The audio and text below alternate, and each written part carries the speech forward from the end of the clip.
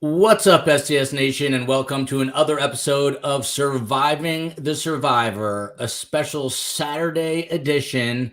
And as you know, we have the very best guests in all of true crime, and it couldn't be more true today. Of course, we're about to enter week 6 of the Alex Murdaugh trial. Of course, he is the embattled former South Carolina attorney accused of killing both his wife, Maggie, and son, Paul. And that, my friends, is just a fraction of the story. We've got a powerhouse panel today, starting off with Gigi McKelvey. Dan Abrams butchered her name way worse than I ever would. She's host of the popular true crime podcast, Pretty Lies and Alibis, and she has been covering the Alex Murdaugh trial from the get-go for the Law and Crime Network. And if you can't watch the trial, she is breaking down testimony every day.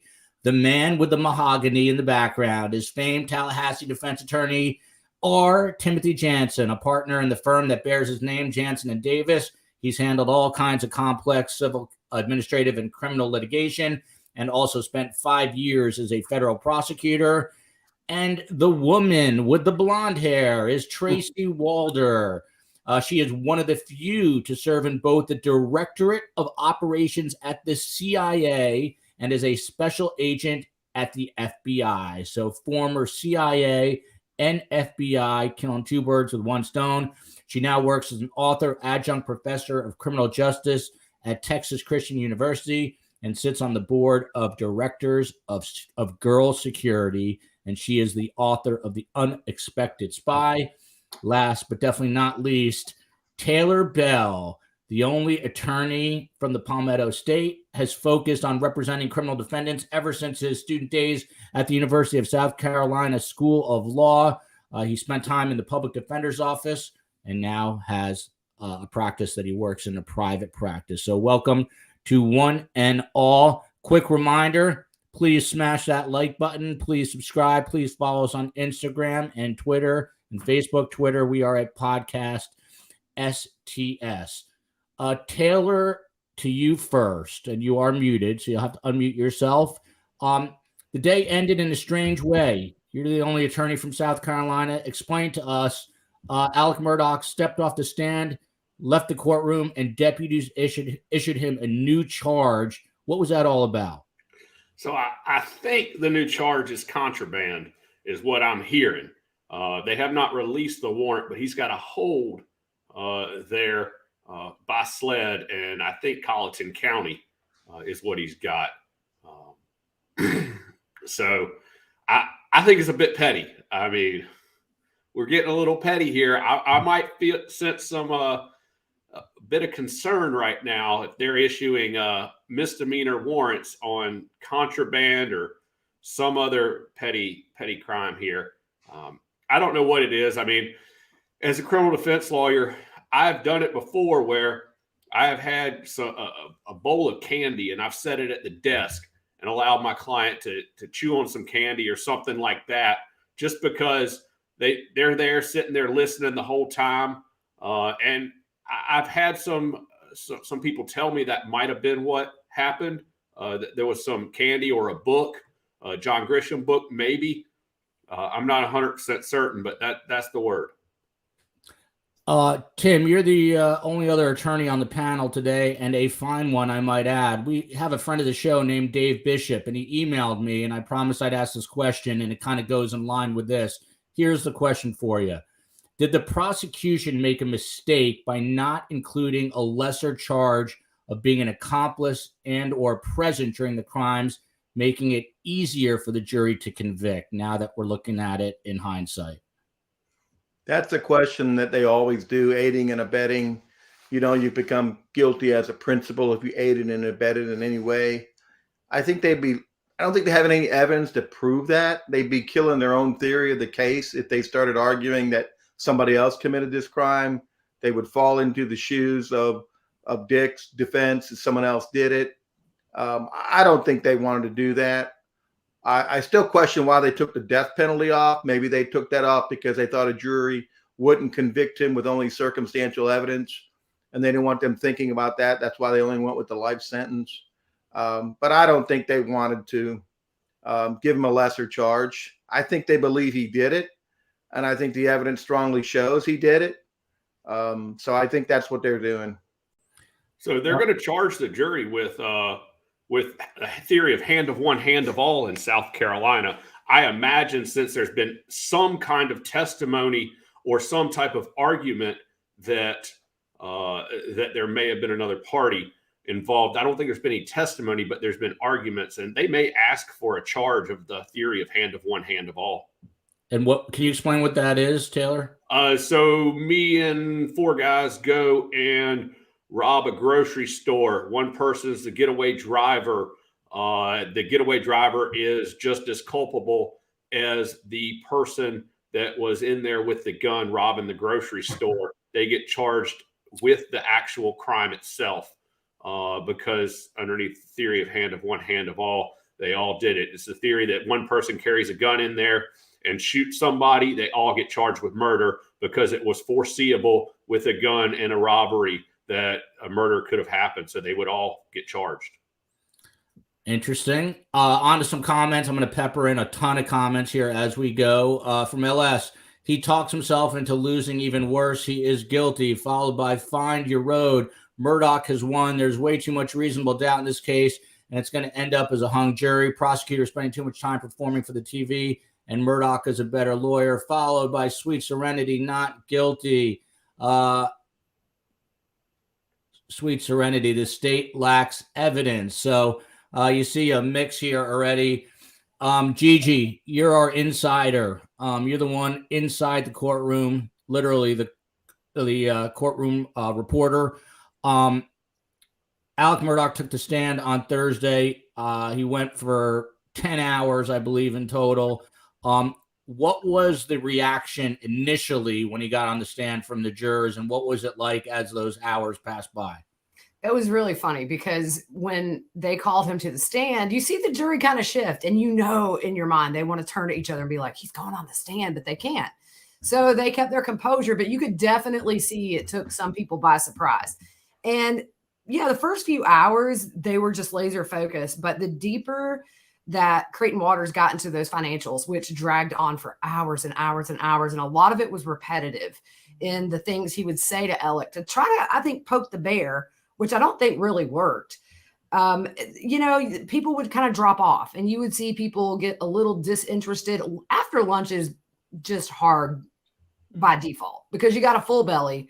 Is like, you're tired, and then we're dragging on with these financials. There were times they perked up and definitely hyper-focused. And I always say it's like watching a ping pong or a tennis match. At times it's like they're doing this back and forth between Alec and Creighton Waters. So it came and went as far as how attentive they were. By the end yesterday, when he was going through that timeline, would stop and make him a count. I think that's probably the most focused they were. I saw some sympathy when he was talking, especially about Paul, on a few of the jurors' faces. In fact, we've heard that I didn't physically see it, but at one point a juror pushed a box of tissues towards him because he was having some nasal drip issues, apparently. But look, the pollen's bad here, y'all. It's a question of whether it was sincere or just that pollen was tickling his nostrils. But yeah, so I think overall they were engaged. For me personally, I think the ending yesterday, as far as the jury goes, was maybe the strongest point of all those hours of cross-exam, just kind of putting his feet to the fire.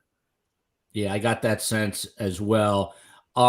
Tracy, to you, you've been in a lot of interrogation rooms with a lot of bad guys and probably some bad women as well. Just from an observational standpoint, with Alec on the stand, what was your read from his behavior? Unmute. I got to unmute. Sorry. My read from his behavior is he really talks in circles and doesn't stop talking. He was really digging himself into a hole. I've never seen anything like that in a lot of the courtrooms I've been in. I know at one point when I was on Law Crime Network, we were just like, stop talking. You need to stop talking, because the problem is he had really backed himself into that 4-minute time frame that I actually felt Creighton Waters did a really good job of laying out, quite frankly, that 4-minute time frame. And it became very hard for him to really get around that. He was almost circling the drain. So in my opinion, I feel that Murdaugh did not do great job on the stand, and that this somewhat was a win a bit for the prosecution. Not a slam dunk for the prosecution by any stretch, but I felt that his demeanor at some points, he was quite combative. I know it doesn't seem like he's outwardly combative, but just by his body language, his stare, sometimes he had this really hard, annoyed looking stare. And I really caught that on the camera quite a bit. I don't know how many points that's going to win for him. He came across as very annoyed, very combative, very unclear, sometimes confused, and likes to have what I call selective fact remembering as well. And so to me, that's all indications of not necessarily being forthcoming. Those are things that we sort of look for a lot of times when a witness or someone we're interrogating is being combative. That really is one of the number one signs of untruthfulness, quite frankly. And sometimes, you need to push. And I felt that Waters was doing a good job of pushing. I know that some people were not pleased of the job that he was doing in terms of pushing, but we have to remember Harpootlian pointed a gun at the prosecution and said tempting. So if you have a problem with the way that, Waters was treating Murdaugh, then you also have to have a problem with that as well. And so I think Murdaugh did a terrible job, and quite frankly comes across as untruthful and unsympathetic. He may indeed be shedding real tears. It's not uncommon for someone who's killed someone to actually feel bad about that, especially if it's someone who's related to you. So he may have indeed remorse, but those tears don't necessarily mean that he didn't do it. I've been yelled at because I said the same thing. People are like, he has no remorse. He just is worried about his future in there. What about all this like lip smacking and bodily fluid excretions coming from his facial area? I had Phil Waters on and Scott Duffy, both longtime law enforcement guys, yesterday, and they said these are like physical reactions the body has, when people are being deceptive. Do you agree with that? Yeah. So one of the two things that I noticed, actually, aside from, the drippy nose and all of that I know she mentioned before, was I think earlier, I believe we talked about Contraband. And he has been chewing incessantly. I don't know if it's on a mint. I don't know if it's gum. I'm not sure what it is, but he's been chewing incessantly on that. Also, I don't know if anyone noticed, but when he was on the stand, he was shaking his leg quite a bit, constantly shaking his leg. Those are all typically nervous tics. When I have spoken to so I'll use air quotes there, and spoken to people in interrogation rooms, those nervous tics usually come about when someone is lying, because that creates a lot of stress on the body, because they have to remember the lie that they told, and they have to remember the story that they told, along with also answering the question at hand. So a lot of times those are the nervous tics you see, because your body, you can't control it. Your body is just doing that as a reaction to your lie. Gigi, two questions for you. At one point, Judge Newman sort of admonished the courtroom, the audience there, reminding them to not react. Had people been reacting and sniveling, or what? Why did that come about? Yeah, so that was, oh man, it's something that kind of grates our nerves, those of us that are there every day. It's not a real-time reality show. There's two people brutally murdered, and sometimes you feel like you're stuck in sort of a virtual reality courtroom, and this is just for entertainment. So yesterday what happened was there was an objection by Jim Griffin, and he objected multiple times, and finally, as the objections kept going, you could hear everybody getting worked up. Well, finally, Judge Newman tells Jim Griffin to sit down, and people started clapping, and they were like, oh yeah. And it's verbal, and it's, it's just not the place. I mean, it's not like you're watching it on TV. You're in the courtroom with people that are personally affected by these murders, whether you like the Murdaugh family or not. They're dealing with huge losses. And so, yeah, the judge finally, had to tell the courtroom, keep your reactions to yourself. I get that people are excited to be there. It's almost like sitting in a virtual movie. If you've been following this and then you're inside the courtroom, it's very surreal. But I think people do tend to forget to turn off what you would do at home when you're actually sitting in there. Yeah, it's not a movie, it's real life. And then What is the deal with these reports of this one juror putting tissues into her ears and a blanket over her head? What on earth is that all about? No, it's true. And I did not see the putting the blanket over the head, but we all saw the tissues yesterday. Now, I say in defense of this juror, and I don't know, but it was during the time where they were playing the audio from inside the car. It was kind of loud in the courtroom. So maybe she has some sensitivity issues. That's fine. I'm not judging, and I'm not trying to put this juror down by no means, but it was bizarre. And then laid back in her juror seat, kind of as far back as she could go. I don't know that the judge saw it. You know what I'm saying? I don't know that anybody, but then again, it's like we all saw it. So how can you not? Now, I don't know if anything was said to the juror privately, but certainly publicly it wasn't addressed. Tim, what would you do if you saw that and you're dealing in a high profile case and you see a juror sticking Kleenex in their ears and putting a blanket over their head? How would you handle that? We did have this in a public corruption trial I had. We had a juror sleeping multiple times, and it happened to be a juror that we really didn't want. So we, of course, brought it to the attention of the judge immediately because we were hoping to get the first alternate. It happens. Body language of a jury is very telling. Usually when they get to that point, they either made a decision, they already made their mind up, or they're just bored. It's boring to them, and they don't want to listen to anymore. But you can tell by how your trial's going by jury. You can look at them, and they, in a murder case, they're paying attention. They really are, and they should be. That's their civic duty. Crime Sleuth writes, I see good arguments on both sides of this case. I don't see proof beyond a reasonable doubt and see holes in the state's case. Confirmation bias is strong in some people watching this trial. To you, hang on one sec, guys. I'm getting a call on a phone here. Taylor, to you. Sorry about that, guys. Taylor, to you. Do you agree with this about this confirmation bias?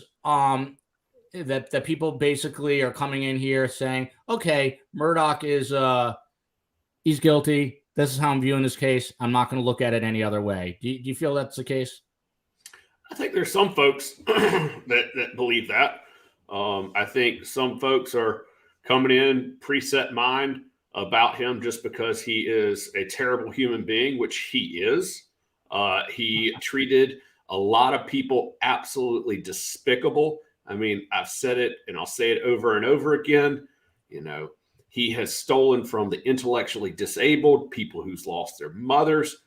I mean, he's a despicable human being, and he disgraced my profession, and I take offense to it.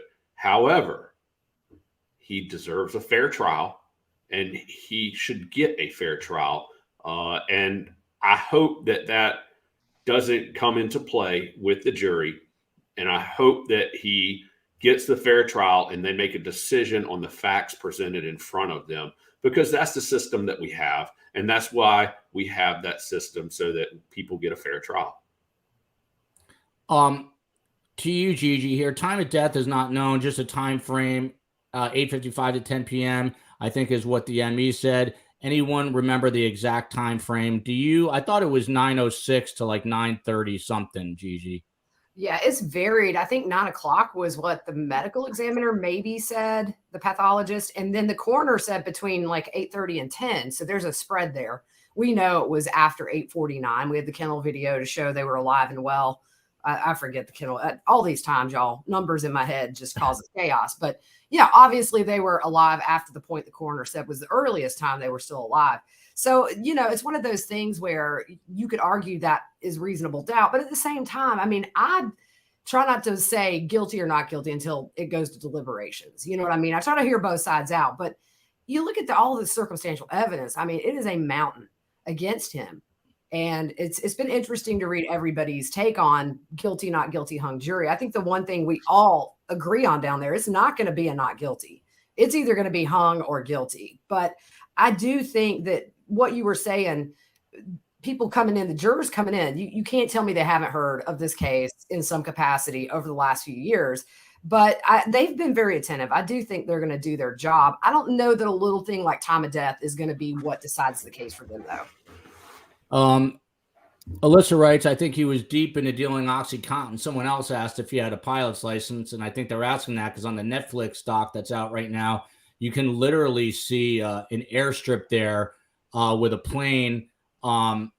the ability for a plane to land and just go into a literal hangar on their property.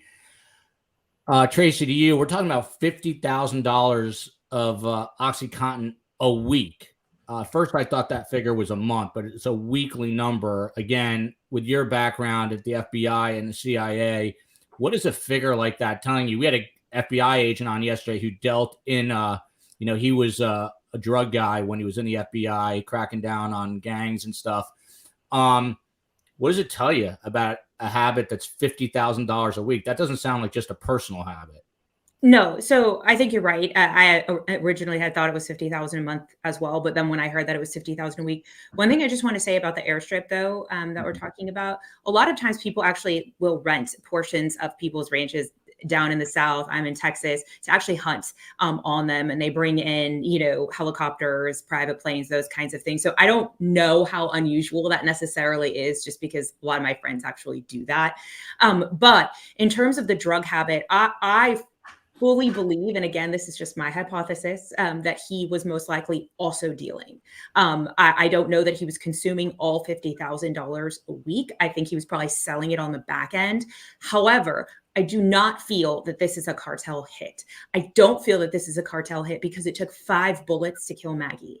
That is not the way that the cartel works. I worked Mexican gangs when I was in the Orange County FBI resident agency, and that's not how they work. They're quick, they're efficient, they're in, they're out, they're done. And the fact that it took 2 shots to kill Paul and 5 shots to kill Maggie, the fact that no dogs alerted, really tells me that this is not a cartel crime. Did Alex Murdaugh have a massive drug problem? Absolutely. And I think that a lot of people are having a hard time sort of bridging that gap between financial criminal, right? And then murderer, because those don't really ever intersect. That's kind of 2 different ways of thinking. But I think what they're trying to do by really emphasizing his drug habit is showing just how convoluted his way of thinking was, and the thought that he could have potentially engaged in basically killing half of his family because he was so knee deep into this drug use. But I do think he was probably dealing a little bit on the side, particularly because he had so many debts.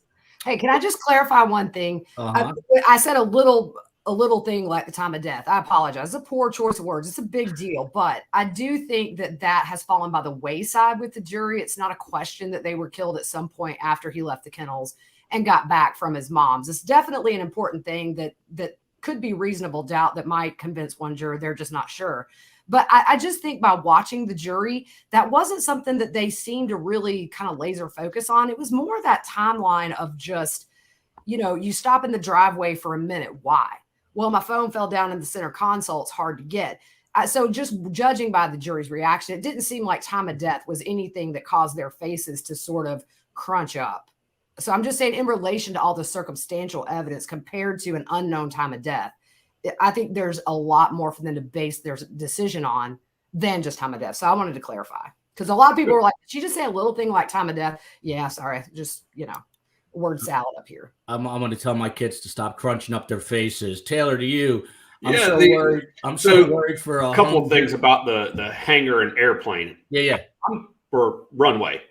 My thinking is that was prior to him purchasing that property. And in the South, along the coast, there used to be in the 80s a lot of drugs that run through there. My grandfather used to fly a private plane up in just over the border in Little River into Ocean Isle Beach. And in the 80s, when we'd fly in, he'd take me down there on the weekends. The FBI would be stopping us on the runway, searching the plane when we got off. At some point in time, I wouldn't put it past drugs running through that runway. I'm not sitting here saying that he had anything to do with it, but there is history along the coast of drugs running through there, because the barrier islands along the coast, running through there with boats, that happened, and it happened many years, whether it was liquor, whether it was drugs. So on that end, I don't think that he had anything to do with putting that runway there. I think that runway was there previously, because I think they turned that hangar into the dog kennel as kind of my understanding is what the property looks like. I was looking at a diagram the other day and trying to clarify some of what that actual building was. Nevertheless, it's still $50,000 a week. So that Oh is. yeah, and well, Rush Limbaugh was taking 30 pills a day. He said, I think at his height. That's far from 50 grand. Yeah, that's far from 50 grand a week. But Coffee and Crime here writes, I'm so worried for a hung jury. All the chats I see are so divided and could be representative of a divided jury. I mean, STS Nation is not unlike a jury pool. That is for sure. Over here to 503 Decal. Do you think it's possible Alex Murdaugh left his phone in the Suburban and drove the golf cart to go throw Maggie Murdaugh's phone? I think anything there is possible. Let's see here. Alex Murdaugh's testimony just got him LWOP, life without parole, Yahoo, ! So I want to get back to, the testimony of the day over Thursday and Friday. But first to you again, Tim, something you heard Creighton Waters say over and over again was your news story. Do lawyers like to pick up on these, buzz phrases or buzzwords as a way? It's kind of like, just a marker for the ear for these jurors. Was that a good tactic? And overall, what did you think of Creighton Waters' performance? I think Creighton tried. I think he should have started off by saying, Mr. Murdaugh, you're a trial lawyer. Your clients take depositions and you prepare them for depositions. And their cases can be won or lost and big money based on their deposition. So you train these people how to answer questions. And isn't the most important training you've ever done in your legal career is what you've done for yourself for this trial. You are trained to make your client look the best. And that's what you're doing here. He should have stuck and focused on the evidence in the case. I mean, he clearly could show people are giving this guy credibility. He's a con man. He's a liar. He's lied in everything he's ever done. Why would anybody believe him on any subject? He always lies. And I think Creighton should have said, Mr. Murdaugh, you almost got away with the perfect murder, except one thing you didn't know, technology. Technology caught you in those clothing that you can't find. Technology got your voice at the kennel. You didn't know that when you were telling all these people this story. Technology is what's going to burn you, Mr. Murdaugh. No matter how many ways you answer, double talk, triple talk, how forgiving you are for people, you lied for a reason. You're the only one that lied. You did nothing to help authorities catch these killers. Everything you've done is a lie. And the only reason you would do that and go talk to these people about what time you were there, because you're guilty. And he should have said, didn't you kill him? Why don't you come out and admit you killed him? I think he should have planted that in the seat of the jury so the jury can get used to them labeling him as a murderer, because the defense got up there and said, you didn't do it. The state's got to get up there and say, you are a murderer. You are. Let that repeat that to them so they start feeling comfortable. That they would Poot have immediately objected if you said, you're a murderer, you killed them, right? Is that an immediate objection from the no. He opened the door by saying, you didn't murder him, did you? No. You are a murderer. You killed him, didn't you?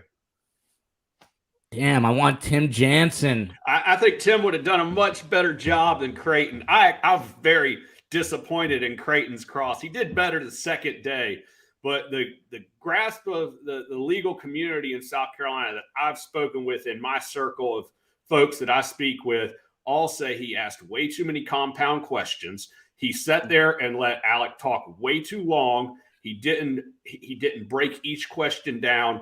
And I think some of those folks that say he did a really good job have some type of vested interest in the outcome of this. And they're all over Twitter, some of them. I'm disappointed in what the cross-examination was here. And Tim, I'd be saying guilty right now if you were the prosecutor. 100%. He just missed so many opportunities. And when you get a witness like that is going to lie, then okay, we're going to play that game, because there's ways and I think the Secret Service can tell you, You look at a witness, you can tell if he's going to be cooperative or not. I do it in a depot. I'm very friendly with the depot. But when they start lying, okay, we're going to take that approach. Then I reel him in. Then I stick to questions he has to admit to. You lied because you were at the kennels and you killed him. There's no other explanation. Who else was there? Who else had a reason to lie? Who else hid their clothes? Who else can't find their clothes? It's you. You're the murderer. Tim is doing this off the top of his head, and I am convicting him immediately hearing this. Gigi, were there any inside the courtroom, were there any kind of mic drop moments for Creighton Waters where he said something and you're like, damn, it's over? There were some strong moments. I don't think there was the big Perry Mason moment that we all thought was coming. So I think it varied. I mean, at times he was very strong. At times it was very long-winded and repetitive. So I agree with, I'm reading these comments. It's interesting to see the divide. There are a lot of reasons why just the finger points right to him, but then there's reasonable doubt, and it only takes one. I still, I just don't know what's going to happen. I really don't. I'm clueless. Everybody there, we've talked about it. Just, we have no clue what this jury's going to do. Tracy, do you agree? Because almost everyone is saying that it is not going to be an acquittal, but it'll either be a hung jury or a conviction. Do you agree with that assessment, Tracy, or do you think it could be an acquittal? That's what I've pretty much said all along, particularly actually in the beginning, when the defense was really poking holes. I guess the FBI agent in me really took issue with a lot of the things that SLED didn't do in terms of the investigation and their collection of evidence. Obviously, I'm more about, collecting evidence. Is it done correctly? That's, to me, a lot of times what kind of nails someone to the wall, if you will. I do think that Harpootlian did a good job of creating reasonable doubt in terms of evidence that was never taken. Like, it wouldn't even matter if he drove, the golf cart to go throw away Maggie's phone, because they never took tire tracks of anything, right? So none of that would have mattered. And they did a really good job of poking holes in the way that SLED conducted their investigation. So initially that created that reasonable doubt for me. And I was thinking, well, maybe he'll be acquitted. I think now I've moved more into that hung jury or guilty. I think that's where they're going to land. I'm still having a hard time with him being found guilty, because I think it was Tim that said it really just takes one. It takes one person to sort of hold out and not think that way. And so that's why I'm moving probably more in that hung jury direction, which obviously none of us necessarily want. But in my opinion, I think that that's the outcome that we're most likely going to get here. And I think part of that, and I hate to say this, Creighton Waters, to what Tim was saying before, he was kind of also circling the drain, if you will, in a lot of the questions he was asking. And in my opinion, was not harping enough on some of the very clear evidence that I found as I was taking notes, that in my opinion, sort of made this somewhat of a slam dunk. I know it seems small, but, and I've said this before, it's the technology that a lot of times does convict. Technology and trash, because those are two things that people don't think a lot about. Trash and what they throw away. And also people don't understand technology, particularly, Alex Murdaugh, he was around my age, we're not super up on technology, I guess, in my age group. But I think those are the two things that, in my opinion, was going to get him convicted. But he didn't really, he did a good job sort of laying out the timeline, but then he kind of veered into other territory with that.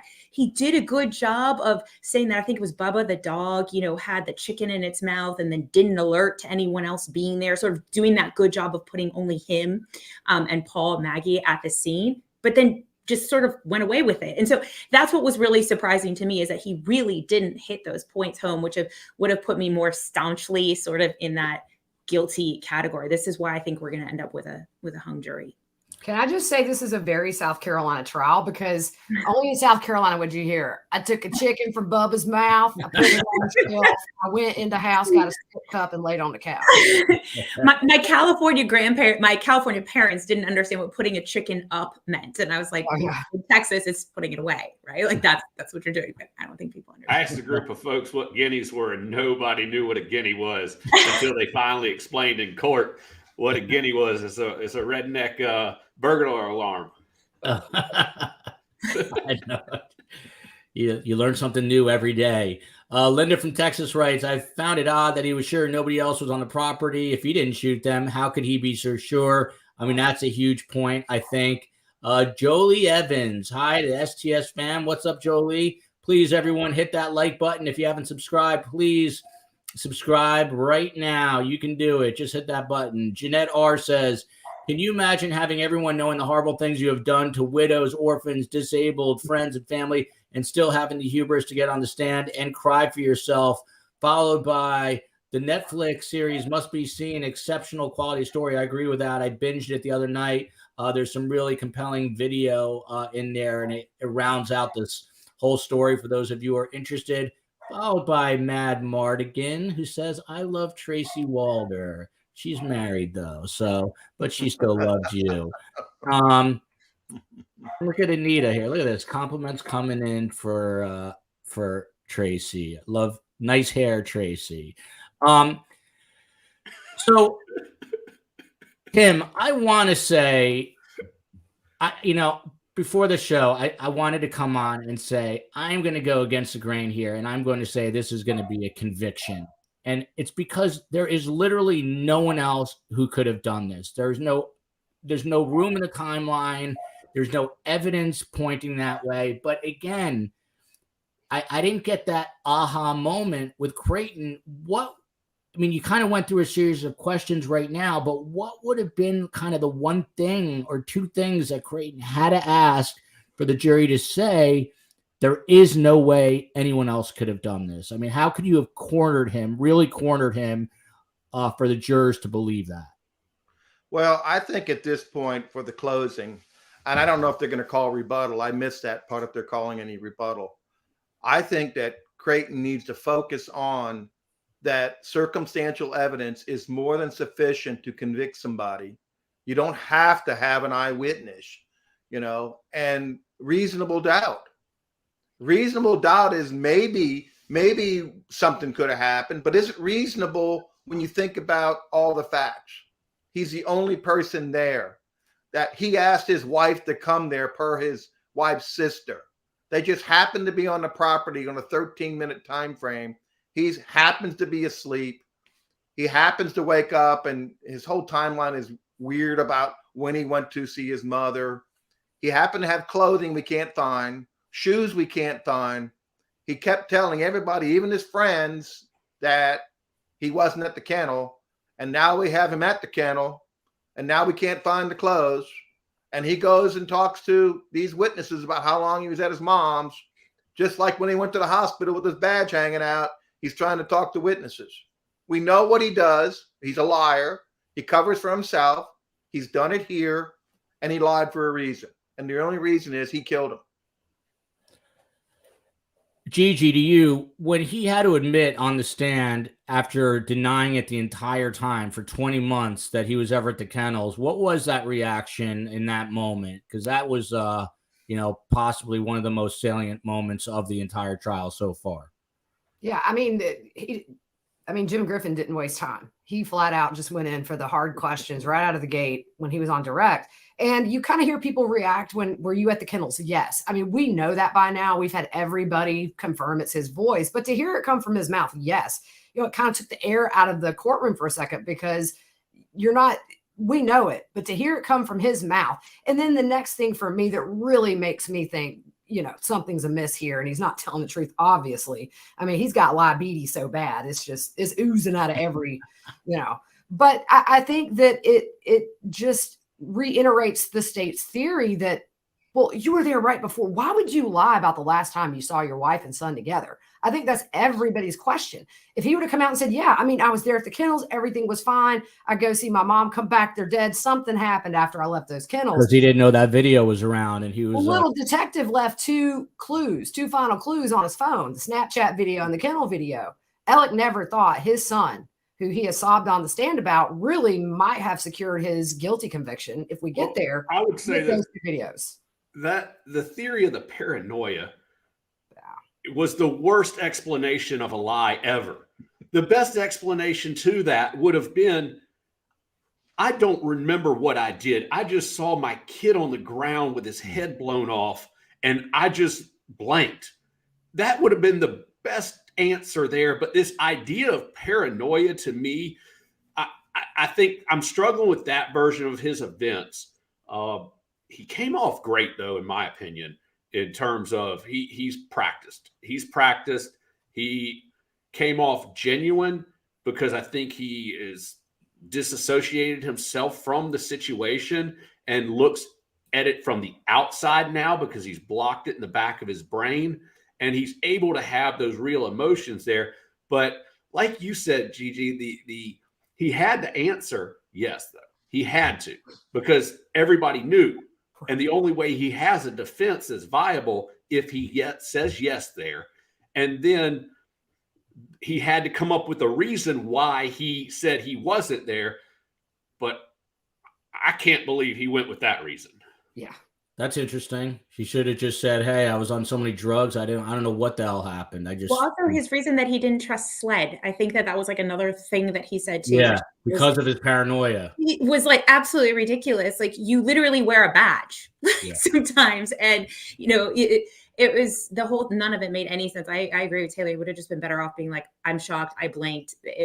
That would have been a far better reason. Don't you think he didn't trust SLED because he knew? I blanked. I forgot. Well, I had to keep going with that story because I was in the circle of people that y'all were investigating and looking at. That can be a reasonable explanation of why you continue to lie about it. Not, I was paranoid about David Owens. I think that's the worst excuse right there. And that right there, to me, sounds like an excuse. As I said, a better reasoning would have been, I just saw my kid's head blown off, and I just don't remember anything. I blanked. I was taking pills. People would understand that a little bit more than this. It's a far-fetched that you're paranoid of SLED.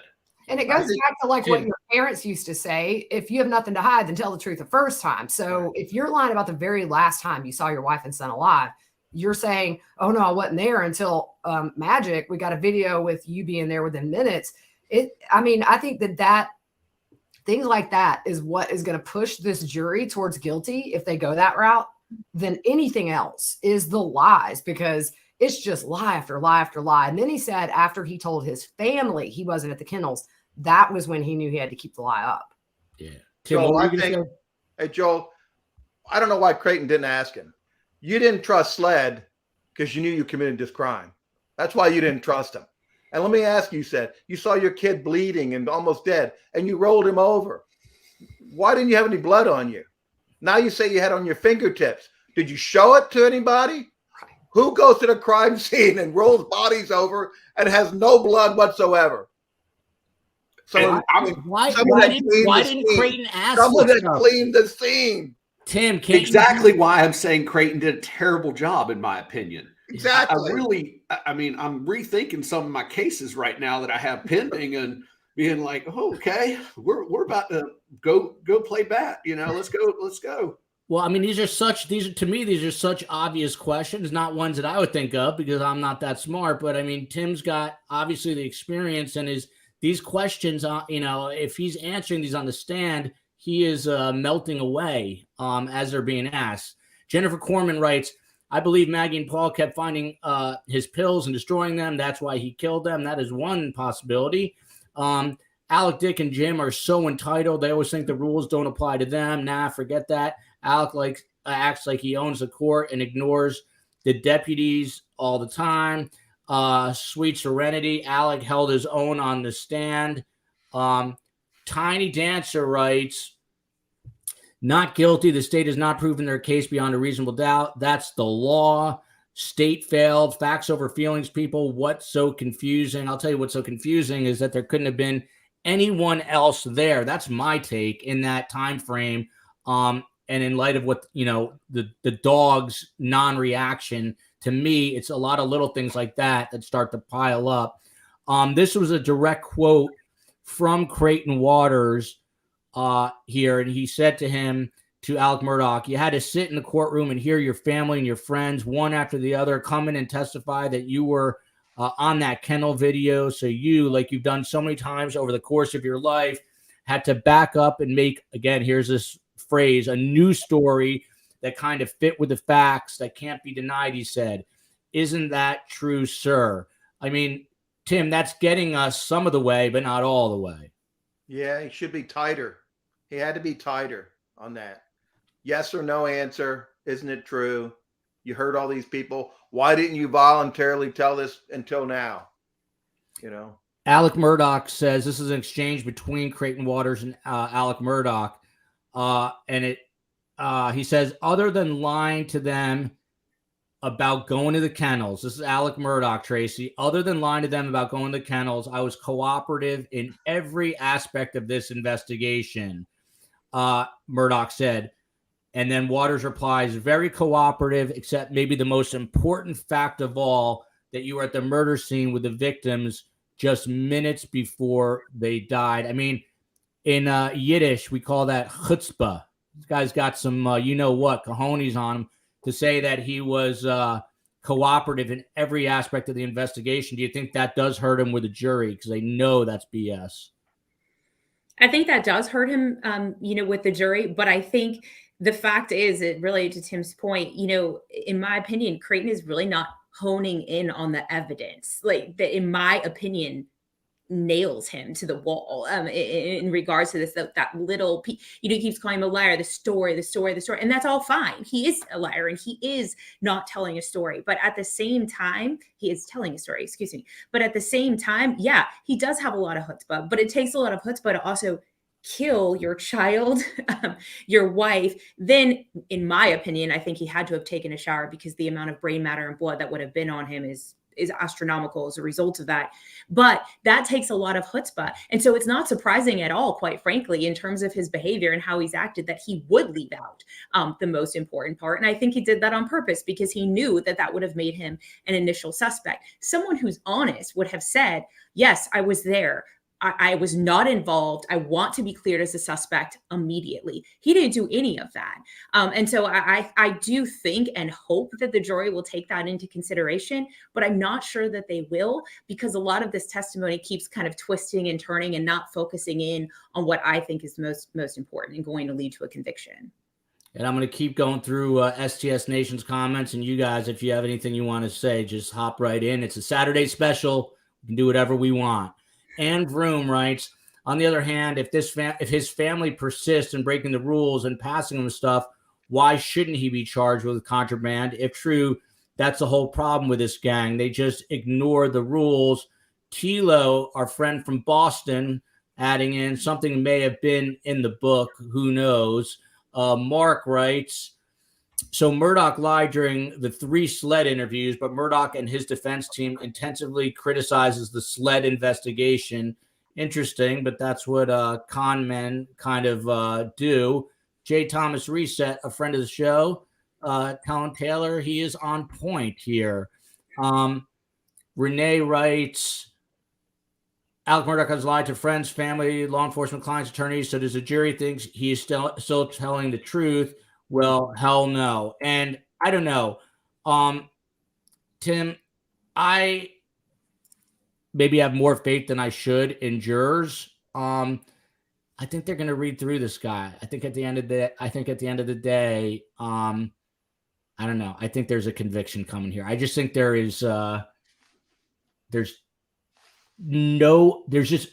might not have present. I don't know. There's just not anyone else who could have been there to do this crime. I think there's going to be 8 or 9 core conviction people on there. You're going to have 1 or 2 that are going to say not going to convict, and then you're going to have some that are wavering. I think it might take about 7 or 8 hours, maybe second day. I think it's going to be either a hung jury, someone sits in and says, I'm not going to vote, or it's going to be a guilty. There's no way he's going to get not guilty. No juror, those jurors are not going to go home letting those 2 people get killed with this guy and give a not guilty. And that doesn't help. Usually retrials are bad for the defendant. The state will get better, hopefully get a better prosecutor.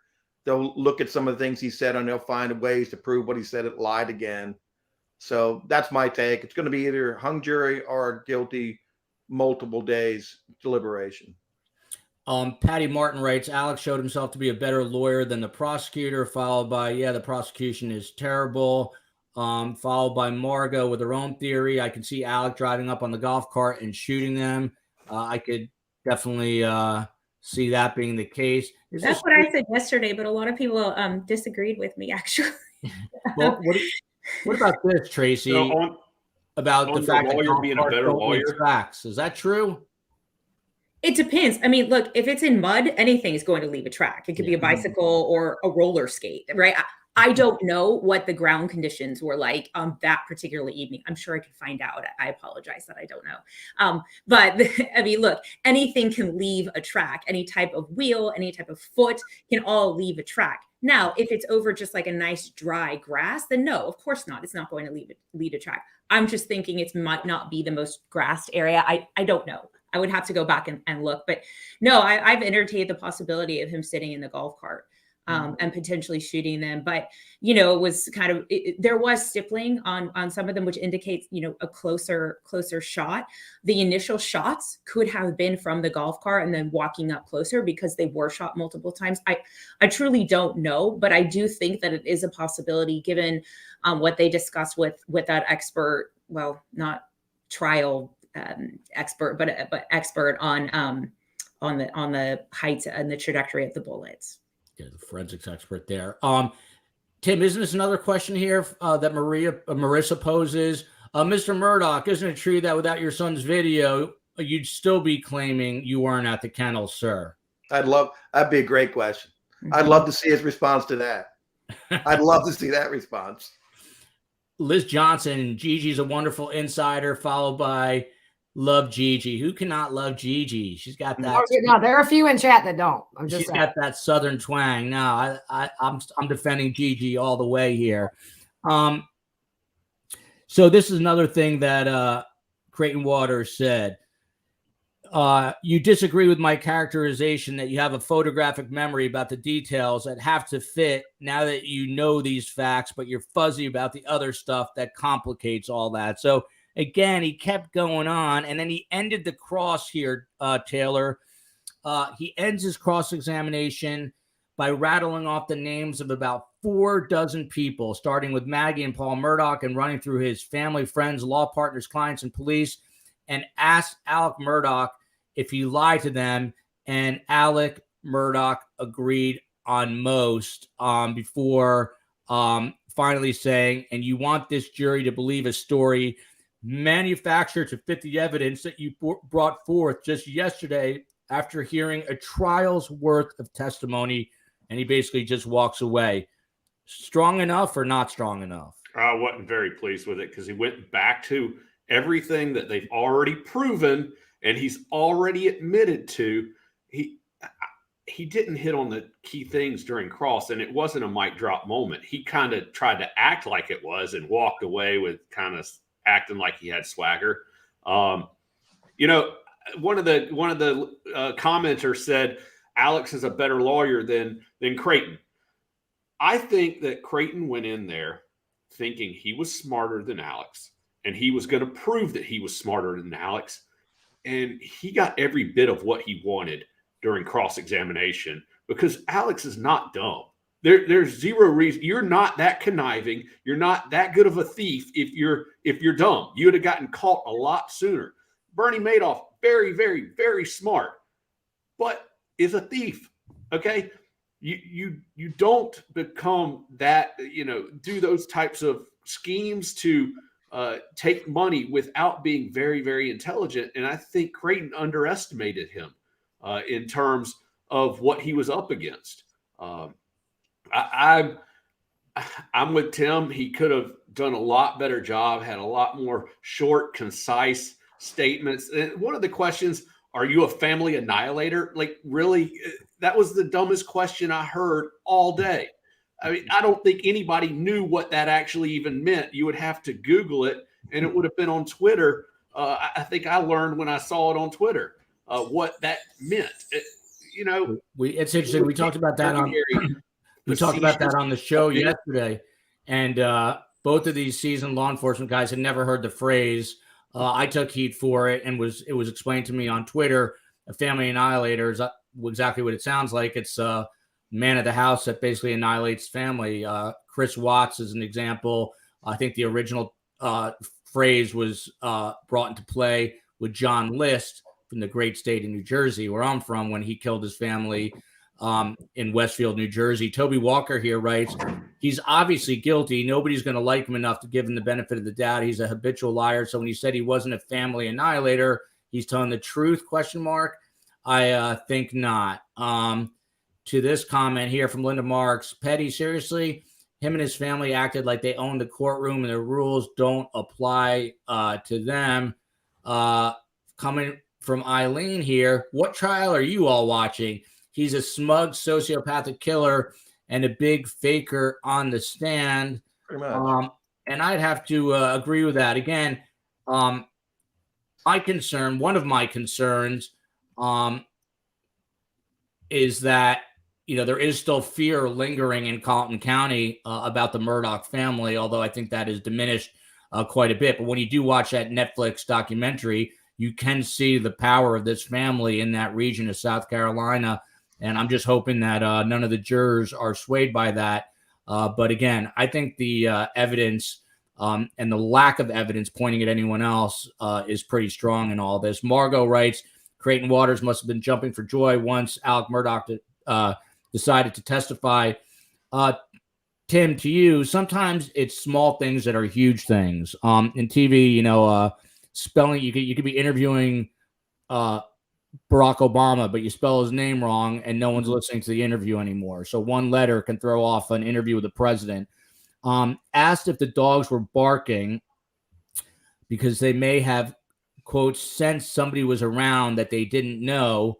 Alex Murdaugh replied, no, there wasn't nobody around that the dogs didn't know. I mean, what else do you have to hear in that window of time to tell you that he didn't do this? Well, I can tell you, anybody comes to my house, my dogs are barking. That was one thing my wife mentioned to me. If the dogs aren't barking, that means the dogs knew the person that was there. And if I was going to end my cross-examination of Alec, I put up the video of him with the blue shirt with that tree, and I showed the shirt and the pants to the jury so they get a visual. Mr. Murdaugh, where's that blue shirt?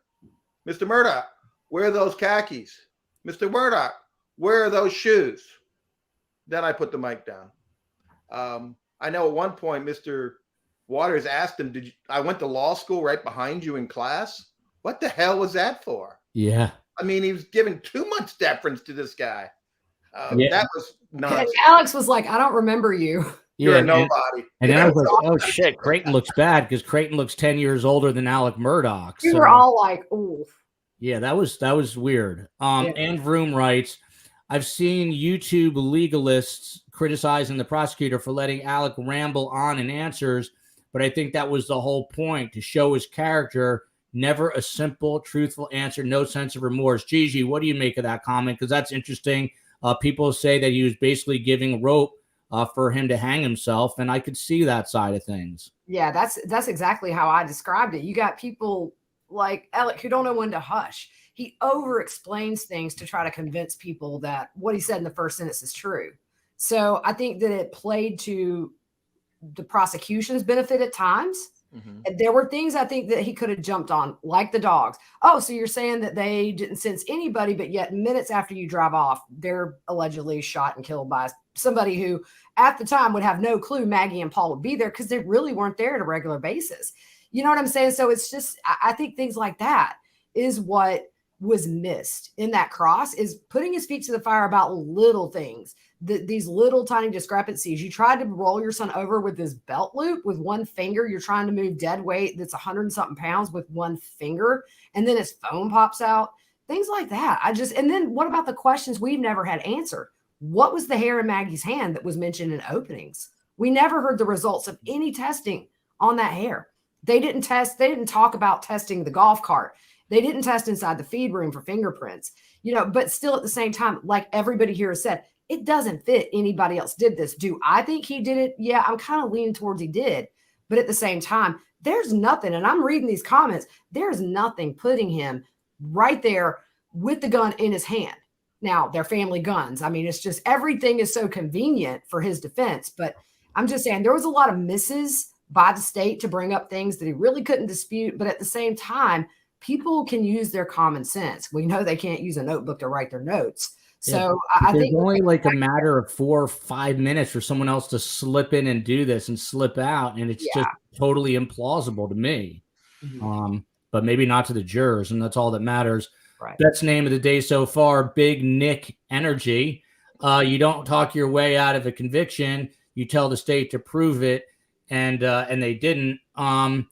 Over here, Alex Murdaugh said, and this is a direct quote, "I believe then and I believe today that the wrong person saw and read that, because I can tell you for a fact that the person or people who did what I saw on June 7th, they hated Paul Murdaugh and they had anger in their heart, using the nickname Paw Paw. And that is the only reason that somebody could be mad at Paw Paw like that and hate him like that." Tracy, when he's talking about it was someone angry at him from the boat accident, any chance he was referencing himself in a Freudian way? Do you think that is maybe at the crux of it? Because when you watch this Netflix documentary, that boat accident is really kind of the final straw, if you will, that might have put too much pressure on Alec financially, and maybe that's why he snapped. So I do think that the boat incident is the, I guess, pinnacle of undoing for the Murdaugh family, if you will. And I think he may, in fact, blame Paul for that undoing rather than himself, who's committing financial fraud, $50,000 a week in opiates, right? Like, he is the undoing of his family, not his son. But I'm becoming very, very frustrated. For some reason, when he said that and got so upset about the boat accident, I actually felt like he was re-victimizing Mallory Beach's family. It was very upsetting for me to hear that. And I would have to imagine and hope that probably upset the jury as well. You have a dead 19-year-old girl really at the hands of Paul Murdaugh. And I think him not having any deference to the family about that and continuing to bring it up really sort of shows his lack of empathy in any way, shape, or form, and his lack of really taking any kind of responsibility. I firmly believe that he feels that had this boat incident not happened, none of this would have happened to his family. And I think he blames that undoing truly on his son and not on himself. And that's, I guess, par for the course in terms of his behavior. But that was very upsetting to me. STS Nation firing in their comments and questions. I love it. Erica Arpin writes, assuming his testimony is true, the two shooters theory is plausible. If it's not him, Maggie's phone steps and movements are easier to explain. Weird, all that. Followed by Liz Johnson. In my opinion, he was awful on the stand. He would say, I didn't do this or do that. Say he did this or do that, and went on and on. I could see both sides of that. And then we've got Curtis Detroit writing, why do they let Alec hunt for more information before he answers every question? Sometimes I forget Waters is the prosecutor, not the defendant. Tim, to you, what kind of advantage was it for Alec being an attorney and hearing all the testimony before he took that stand? Well, it is an advantage because he knows the legal process. He sat there in the trial. He knows every piece of evidence. He's probably already conjured up every which way. They know what the defense is going to argue in closing. They know what their theory of defense was going to be. A lot of red herrings, rabbit trails, this whole thing with two shooters. His lawyers were taking advantage of every little opportunity to point to someone else. They even tried the old bad investigation.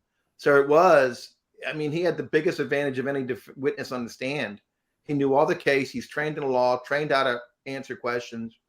We have had experts come in. I had experts come in and teach a kid how to answer and taught him, wait for the question, take a second, think about it, and then respond.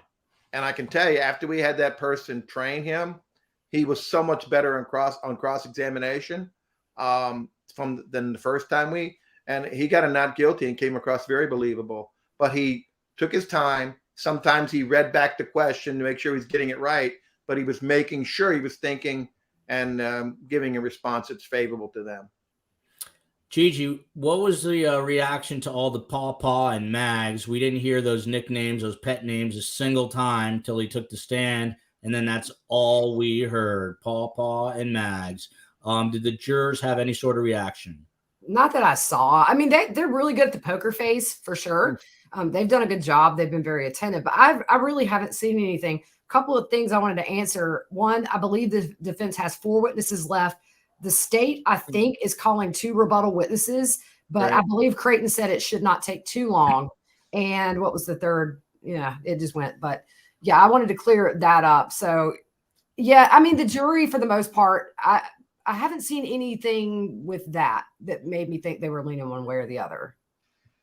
And I just have to say, I agree with everybody on both sides about this case. And this is one of those rare cases where I'm not dead set either way. I may not form my personal opinion until they're deliberating because I see it both ways. There are ways where I think there's no way anybody else could have done it. And then there are ways where you have the reasonable doubt. I think the investigation itself, in some ways, tied one hand behind the prosecution's back in prosecuting the case in a lot of ways. A lot of things weren't done. A lot of things weren't followed up with, but I think the case has got some flaws for sure. But at the same time, what's circumstantial is not anything to look over either. But the question is it a reasonable doubt? Right. You might have a doubt, but Right. is it reasonable when you take all the evidence together and the timeline, who could have come in and done it? Because you can't fault the state for not having a murder weapon. The state doesn't have to prove a motive. That's another thing that the defense is trying to get them to suck into. You don't have to prove a motive. You just got to prove the crime was committed and this person committed it. Sure. The reasonable doubt thing, Tim, they're going to get instructions on hesitate to act. So I think defense is going to get up there and say something along the lines of, does anything you've heard cause you to hesitate to act? If you're back there thinking and you think about that for a second, that's a hesitation. That's reasonable doubt. Because in South Carolina, our jury instruction is hesitate to act. If it causes a reasonable person to hesitate to act. Now, they're also going to say they don't have to disprove every possibility. That's also an instructions that's going to be given. I'm having a hard time on the data still that they brought a good point. Maggie's phone was not moving when Alex's phone was moving. That's a good point that they made there about the data at the end from the defense. So that's, to me, that hesitates my thought process if I'm sitting back there. So if he has the phone, he's cleaning up. How is he cleaning up with the phone and then gets rid of the phone? Why is that phone not taking steps at the same time his phone's taking steps? Tracy, question for you. They can't take notes. How the hell? I mean, I'm doing this every day and I'm taking notes. I have my iPad in front of me. How in the hell can they go back and figure all this out without a notepad? I mean, in that regard, they've got to be hanging on to little things that are big, like the dogs didn't react. So what do you think they will? I don't want you to start listing things that they're taking away, but if they're not being detail oriented with notes, how hard is that retention when they go into that deliberation room? It's incredibly hard. I mean, here's my notebook here. That's what I do when I watch the trial. Right? I mean, I constantly taking notes. I saw Gigi has her notebook. That's what we're all doing. But, I think that's why I'm having a problem with how the prosecution was really, for the most part, conducting their interview with Murdaugh. I think the whole kind of circling the drain with him and these long-winded answers, they need to be doing a better job of getting that back on track, because really, I keep bringing up the dog. I know Gigi did. We've all talked about the dog, but the problem is Creighton never went back and talked about the dog after he brought up the dog. And so it was probably just a fleeting thought in the jury's mind, because they're completely inundated with information right now. And that is going to be problematic. And I can see them possibly getting confused and maybe asking a lot of questions. I don't think that this is going to be, sort of a 2-hour not guilty or guilty sort of verdict situation. I think it's going to take 2 days or so. So I do think that the jury is probably dealing with this inundation of information, and they're trying to suss out what's important and what's not important. And that's not really being done for them by the prosecution. Teresita Hillis writes, Tim, for you, what have the defense witnesses done to show he's innocent? Nothing. That's what. The defense didn't really put forward a plausible theory either. How problematic is that when they go into deliberations? Well, they don't have to prove anything. The state has to prove it. Well, they did the little dog and pony show.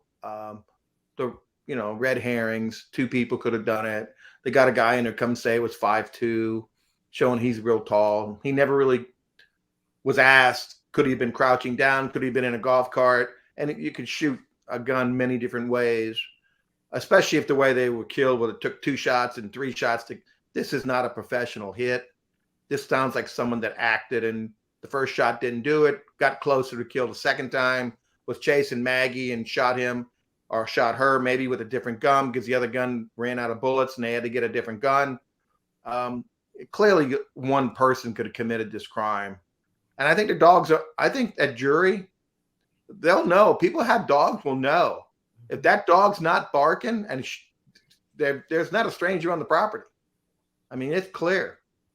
Unless you got a deaf dog. I've seen a deaf dog one time where they didn't hear anything and they never responded. And I couldn't understand it. And then my brother said, "Oh, the dog's deaf. He can't hear you." That's why he wasn't barking.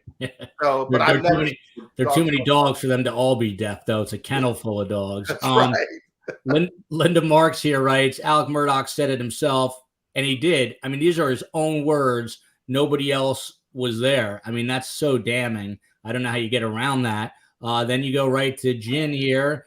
Hung jury for sure. All the lost money was used to pay drug people to murder them.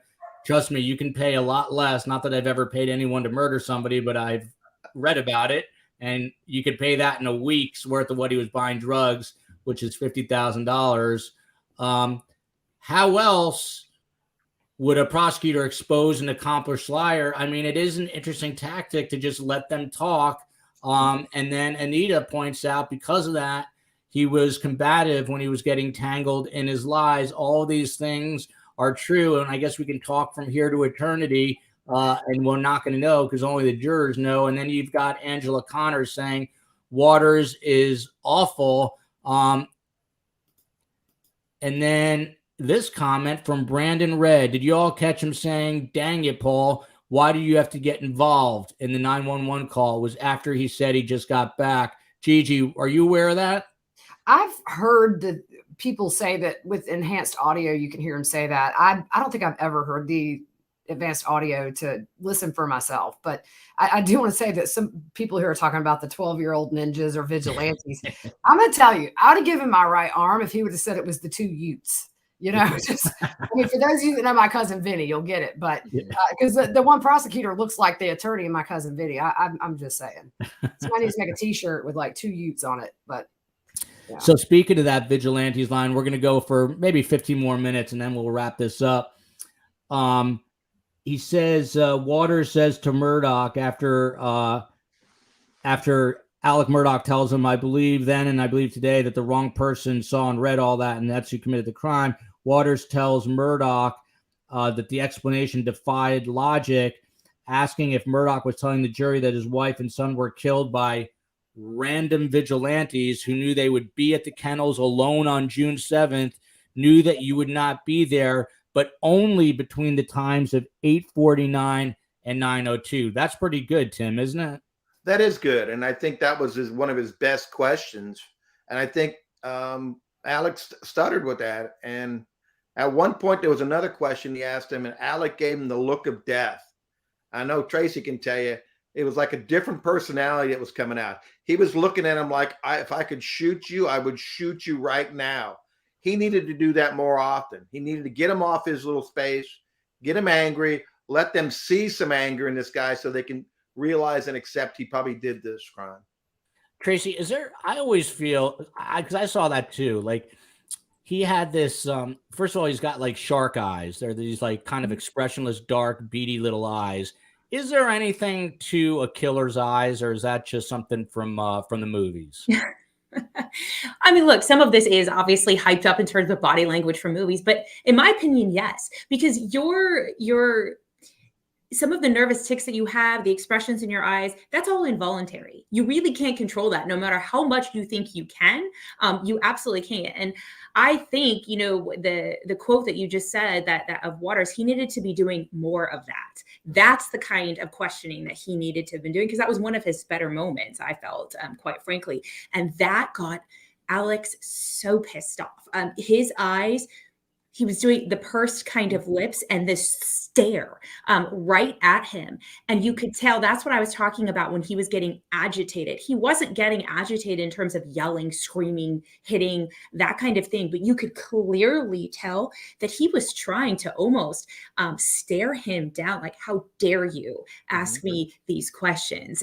How dare you make this so difficult to me? And that, to me, needed to be done more to get that reaction out of him, because I think that's the true Alex, to be completely honest with you. This Mags and Paw stuff, if he felt that way, why was he not saying that, when he was being questioned in the police vehicle, my poor Paw, like, but none of that came out there at all. It's all on camera.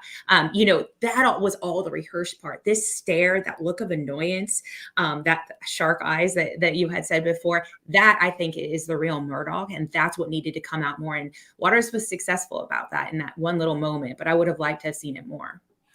Gigi, to you, Patty Martin writes, Buster stands to gain financially if Alec is found not guilty. He seems very emotionally cold. The reason I brought this up, there was a moment in time when Alec was on the stand where people were saying this is when Buster realized that his dad committed these crimes. I'm just curious, and I can't remember, to be honest, what that exact point in time was, but more broadly, were you watching Buster? Had you been watching Buster? What has his reaction been like? He seems pretty stoic for the most part, except when he was giving the finger.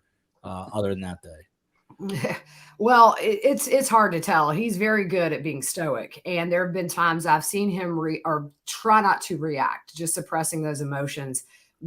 Especially in what do you call it? The pathologist testimony, just the very detailed description of how they were killed and what it did to their bodies. But the one thing I have noticed is, in the beginning, they were sitting close to him and there would be, a hello, goodbye. I haven't seen Buster really look that way during breaks towards his dad.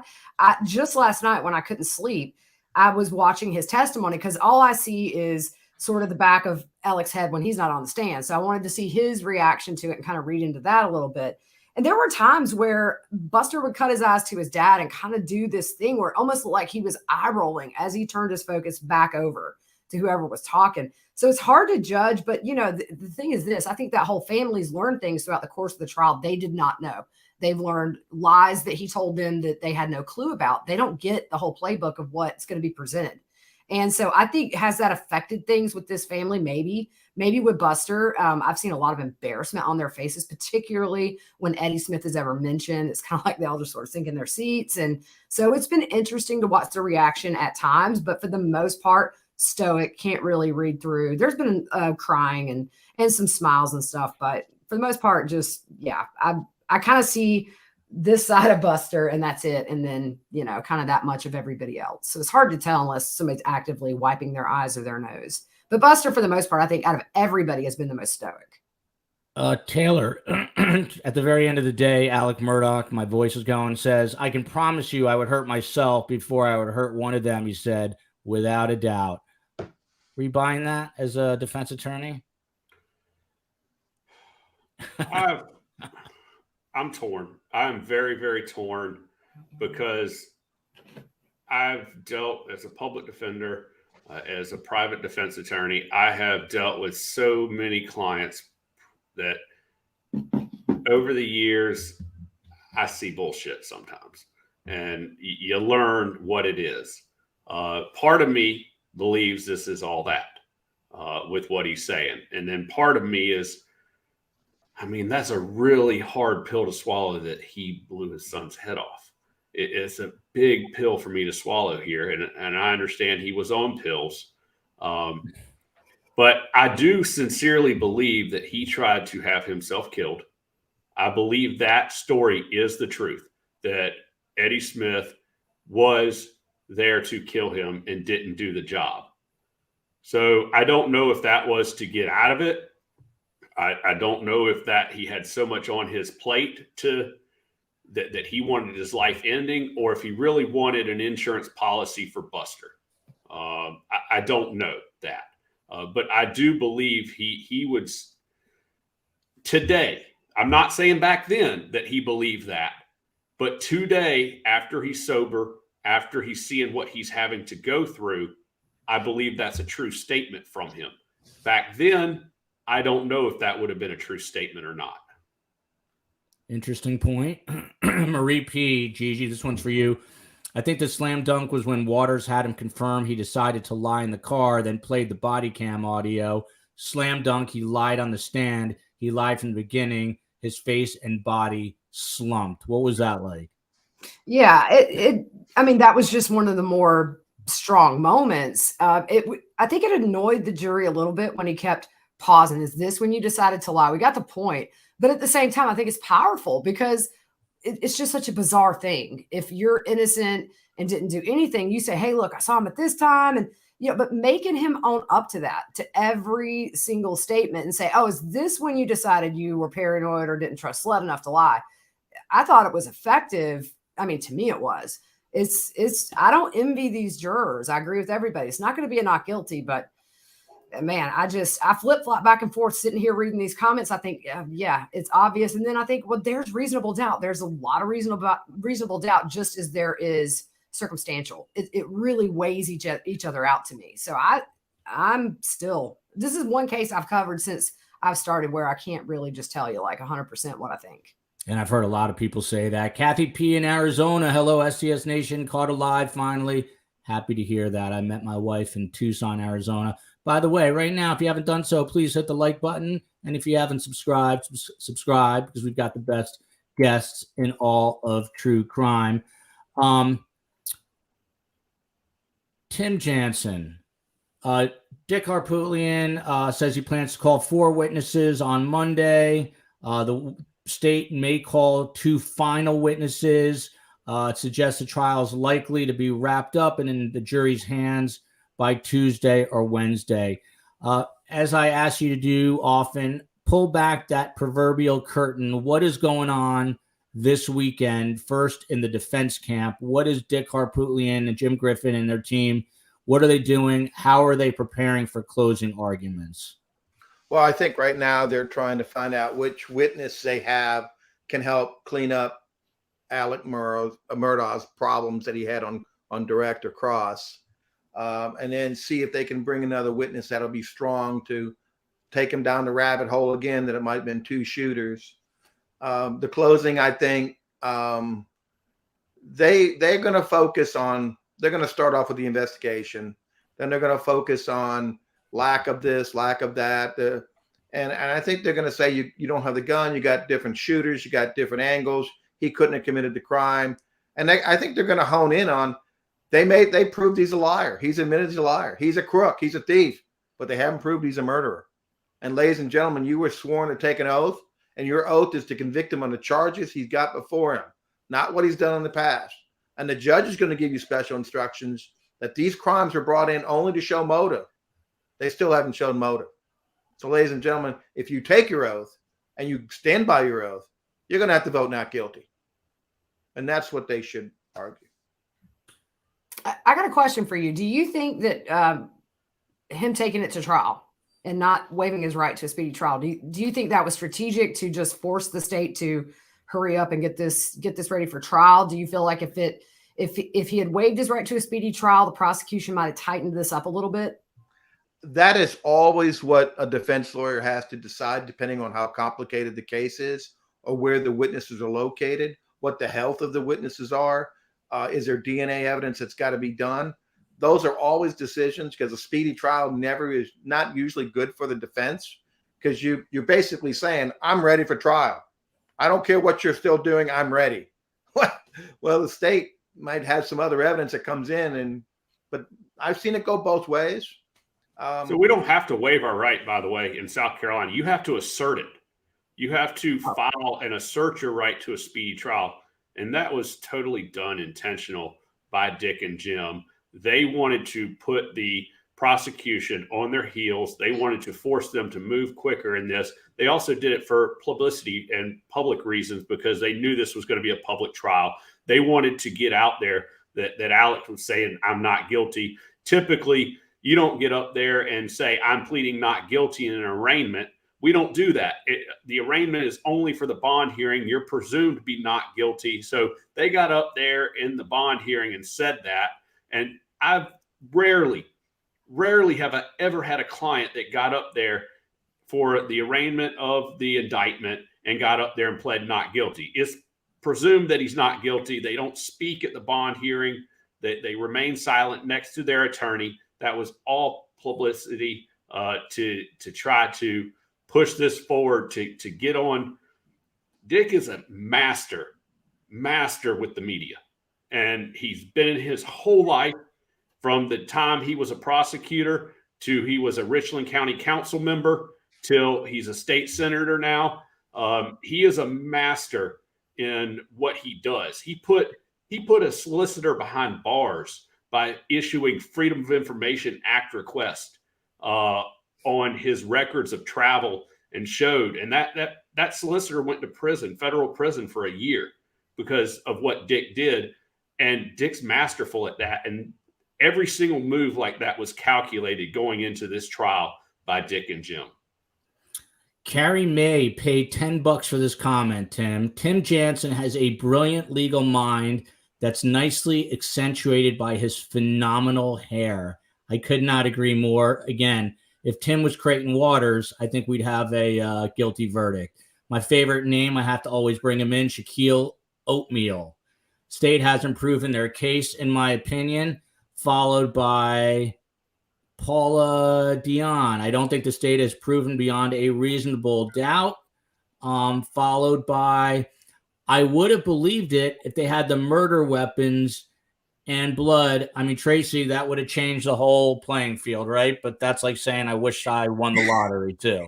I mean, look, it's not all like what we see on like Law and Order. Everything's just like perfectly, put together. It doesn't always work like that. But sometimes the absence of evidence can be what's even more telling.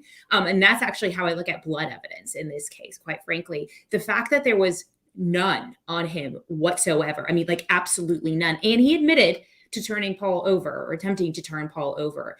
And the fact that there was none on him, in my opinion, the absence of evidence is actually what hurts him more.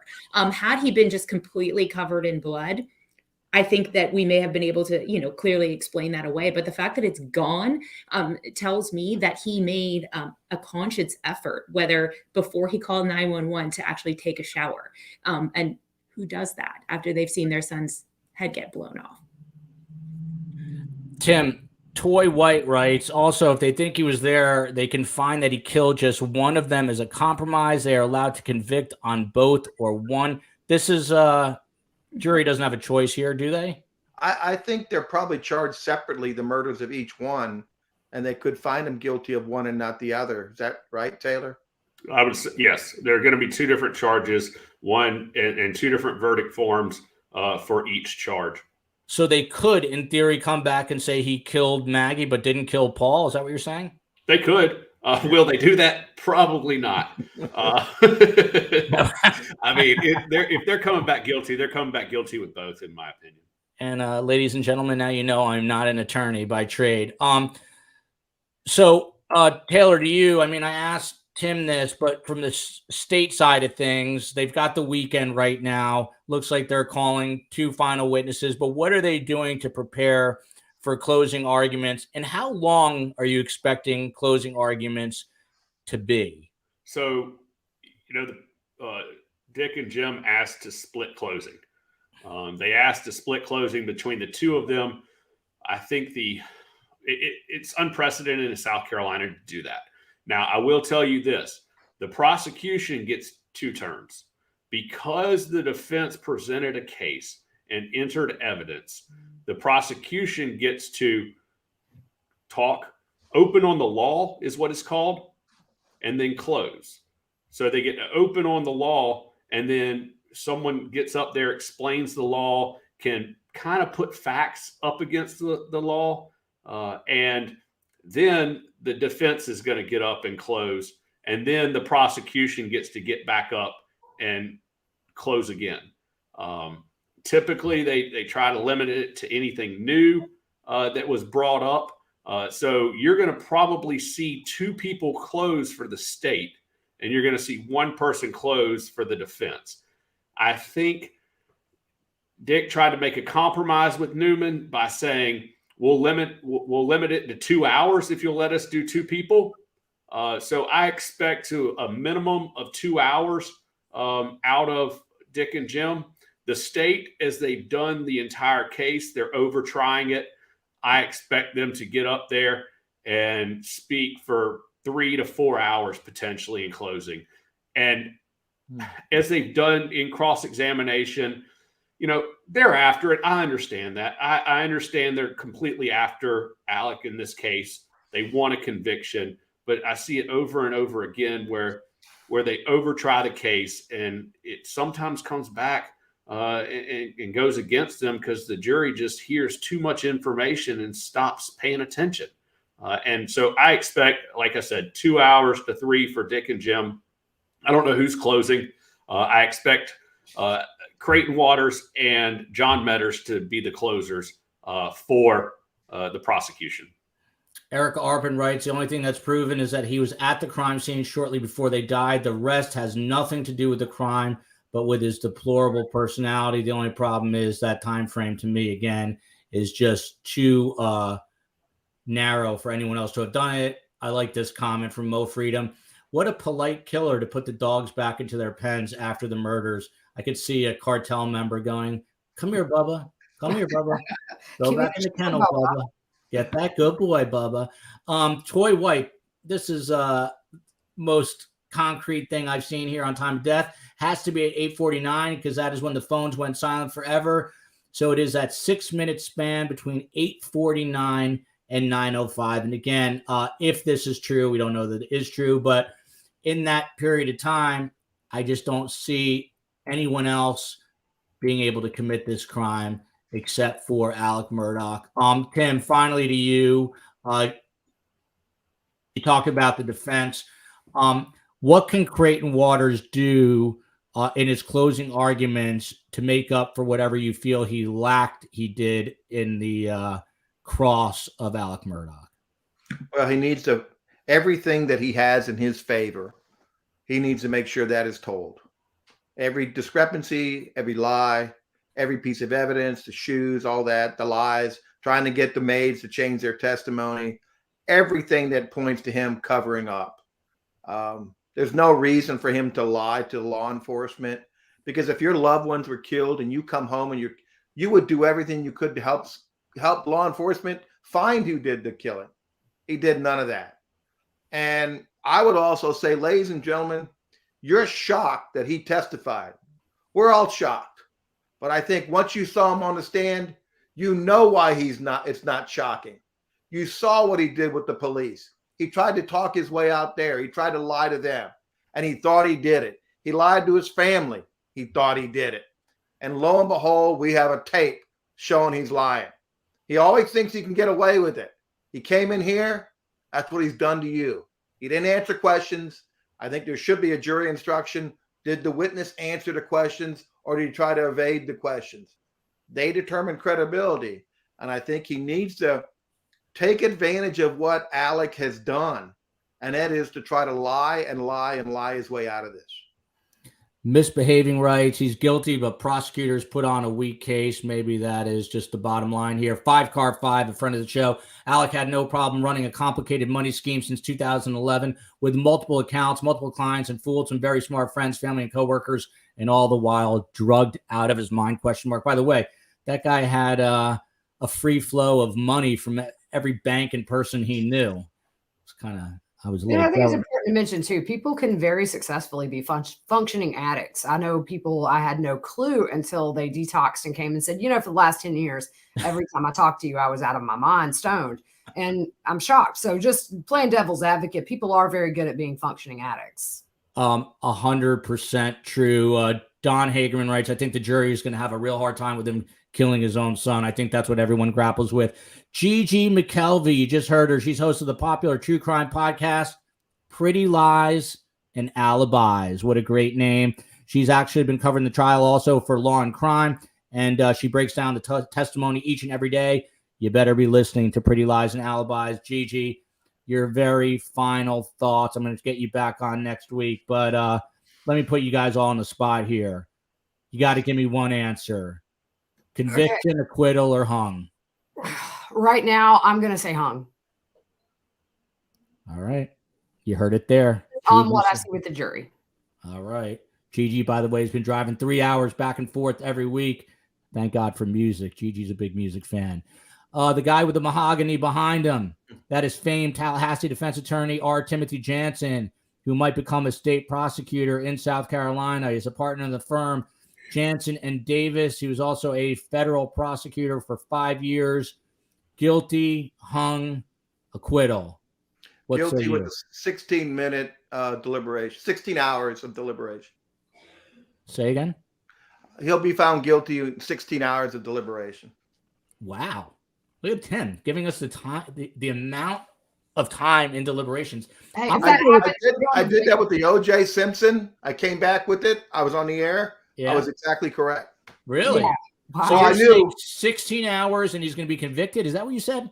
I did. I'm going with Tim Jansen. I'm going to say he's going to get convicted on this, even though no one asked me. Tracy Walder, all you have to know about her is she was a CIA officer and an FBI special agent. And if that wasn't enough, she's now teaching criminal justice at Texas Christian University. And she's got a book, which you better buy, called The Unexpected Spy. You better buy The Unexpected Spy. Tracy, hung, acquittal, conviction.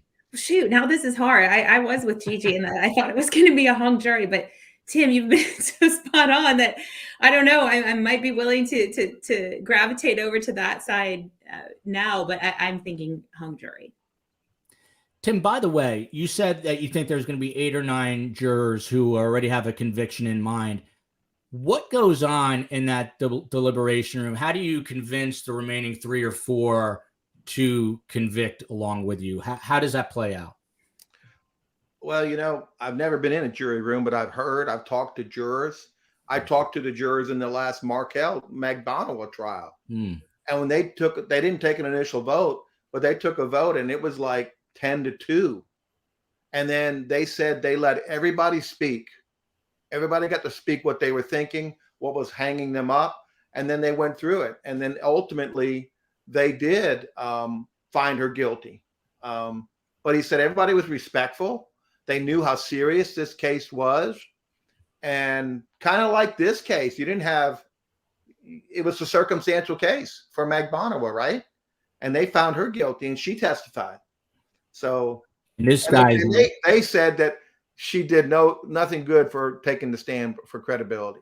We are talking about the Dan Markell murder, and there's a new trial in that whole case, which is from Tim's hometown of Tallahassee, Florida, and we're going to be following that case. That was our first true crime case. Lisa writes, in my opinion, Paul's fatal shot wasn't intended to be a headshot. The carnage it caused mortified Alec and is why he is so emotional and crying when it comes to testifying about Paul. So potentially not just a bad person, but a bad shot, a bad attempt at humor right there.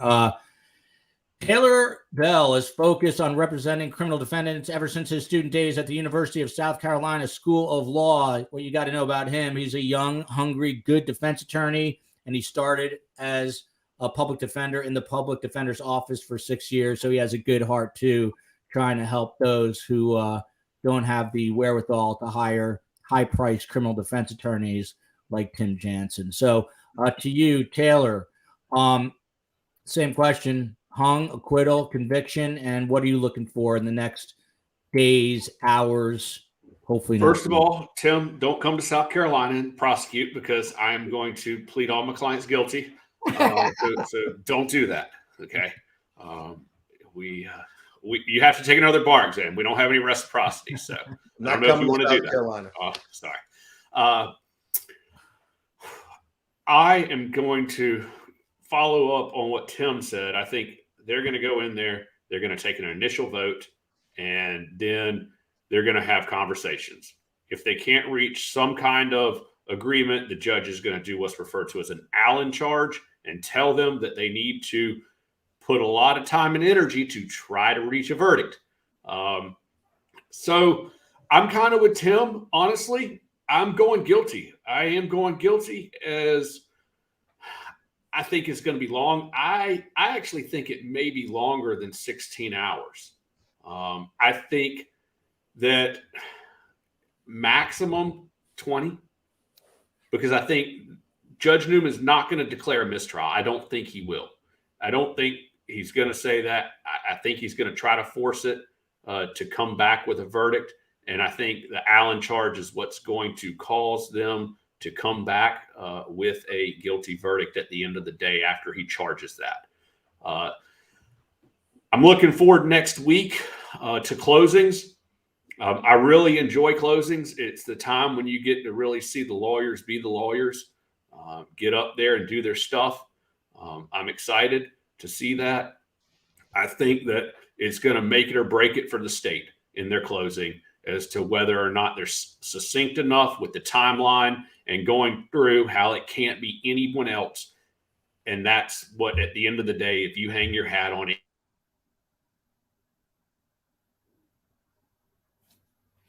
And we lost Taylor at the height of his statement, but he'll come back. Solicitor Randolph, the jury was bought long ago. Wake up. And then followed by this comment here to wrap it up.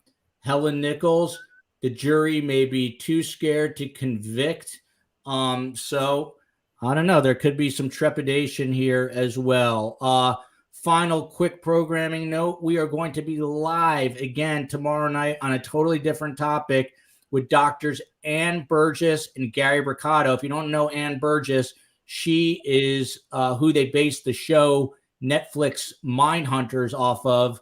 She's one of the original people who worked with the FBI's Behavioral Analysis Unit. She's talking to us about gang murders, and it ties into the Dan Markel case. He was killed by a Latin king, the psychology behind gang murders, why they happen, and how they can affect regular people like you and I in society. So please tune into that. Sunday, 7 p.m. Eastern time. And of course, we're going to be on the Alex Murdaugh trial all next week. Gigi, better figure out what to talk about during those 16 hours of deliberation. But until then, love you, America. Hang on, guys.